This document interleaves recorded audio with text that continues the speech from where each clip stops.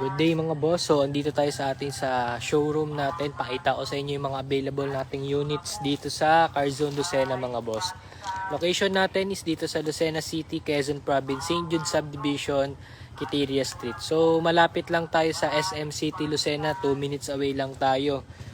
Okay, so kahit di ka familiar dito sa Lucena, pwede tayong magtagpo sa SM. Convoy na lang tayo papunta dito.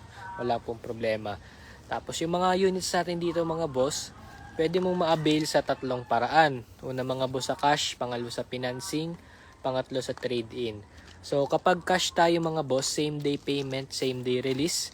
So yung ating mga papeles ng mga units natin dito is ready to transfer na under your name. Para po sa mga nagtatanong kung kasama na ba ang transfer of ownership, yes po, pwede po nating isama ang transfer of ownership. So processing time natin sa pagta-transfer is 2 to 3 months.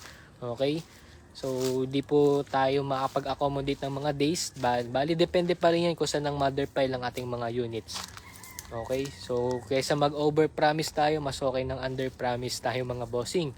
Okay? So, 2 to 3 months process ang transfer of ownership. Pero, by the way, pwede nyo namang magamit yung sasakyan kahit hindi pa po nakapangalan sa inyo yung unit. Basta mayroon kayong ORCR, yun lang naman po ang mahalaga.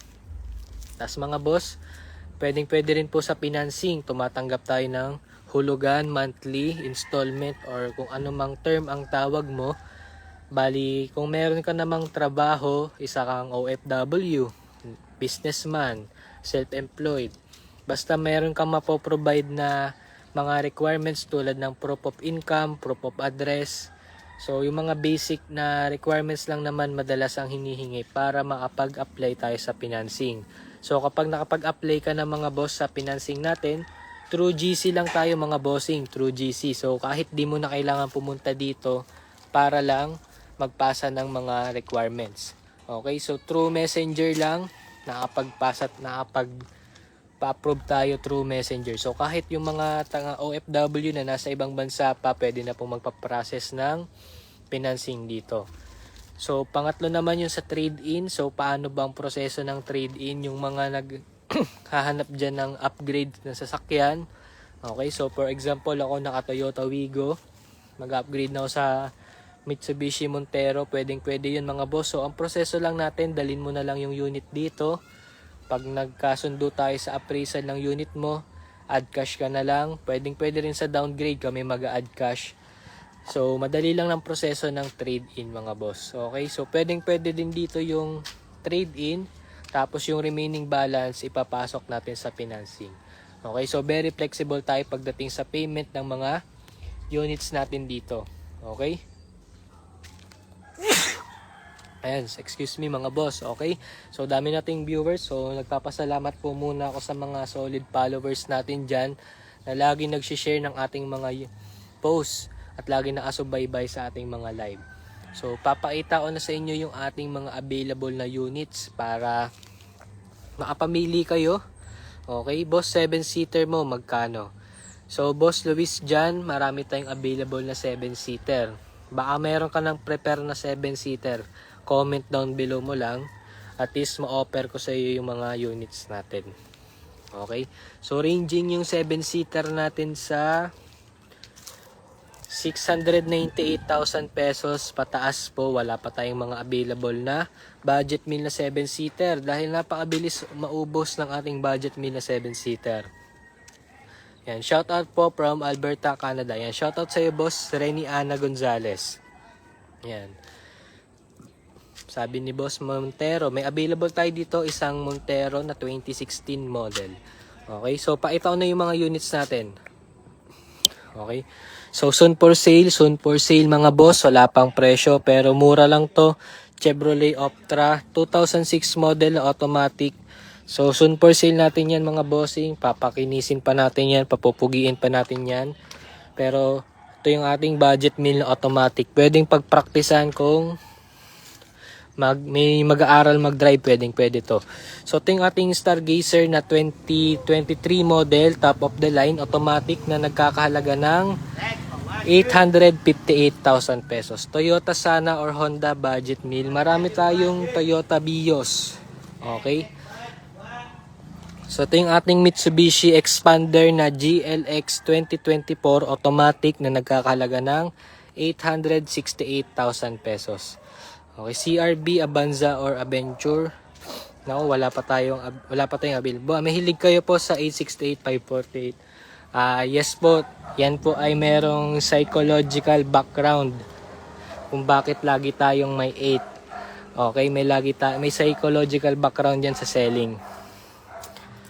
Okay. So, mas effective yung pricing natin sa ganyang 8. Nag-message po ako, wala naman nasagot. Ayan, pasensya na boss Chris, Ma'am Chris Aguilia, pasensya na po. Medyo busy lang tayo, nagre-reply tayo mamaya mga boss, after ng ating live. So, ito yung ating Mitsubishi L300. Ayan, katulad po nito, nagla-live tayo, di po ako makapag-reply. Ayan, pasensya na po sa mga natatagalan sa reply natin. So, ito yung ating Mitsubishi L300 na 2024 manual na nagkakahalaga ng 698,000 pesos. Palagi ako nanonood live mo. Diyan ako na sasakyan pag uwi namin. Maraming salamat po. Aabangan po kita dito. Ito yung ating Mitsubishi Mirage mga boss na nagkakahalaga ng 488,000 pesos. Mitsubishi Mirage 2023 automatic. Yan.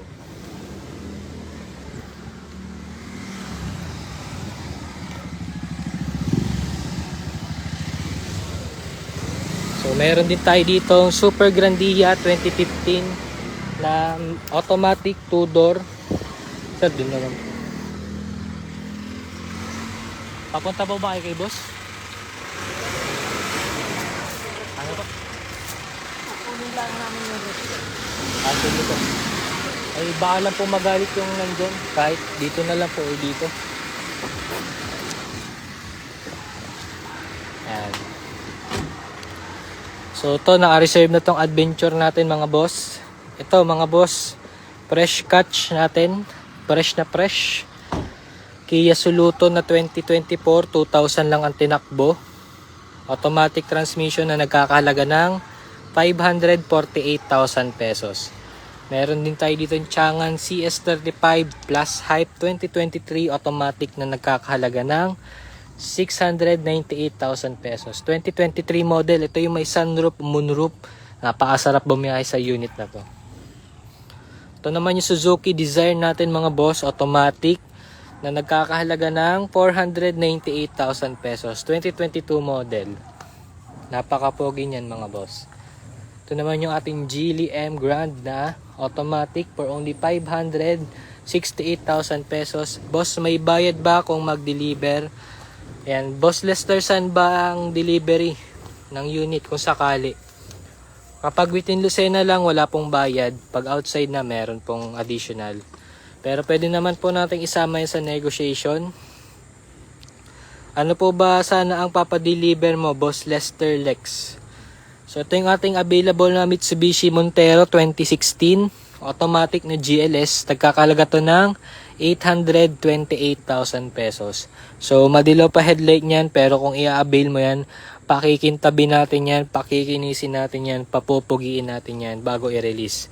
Okay, so may Innova tayo dito, 2017 J variant manual Innova, diesel variant, diesel engine pala, nagkakalaga yan ng 668,000 pesos. May available din tayo dito Suzuki Ertiga na hybrid for only 668,000 pesos. Manual transmission, hybrid, kulay green na plate. Yan, Catanduanes. Saan nga ba ang Catanduanes? Pero may charge tayo mga boss pag mga pero nationwide shipping tayo. Ayan.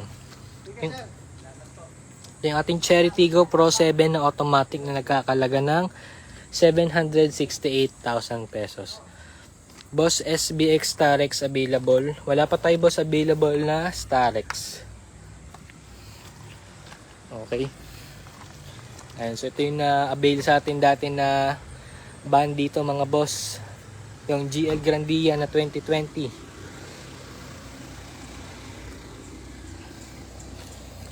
So ito mga boss, naka-reserve na Honda BRB.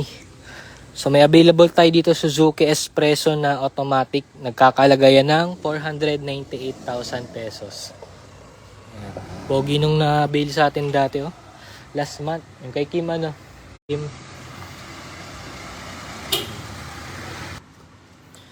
Bicol po boss. San ka boss sa Bicol?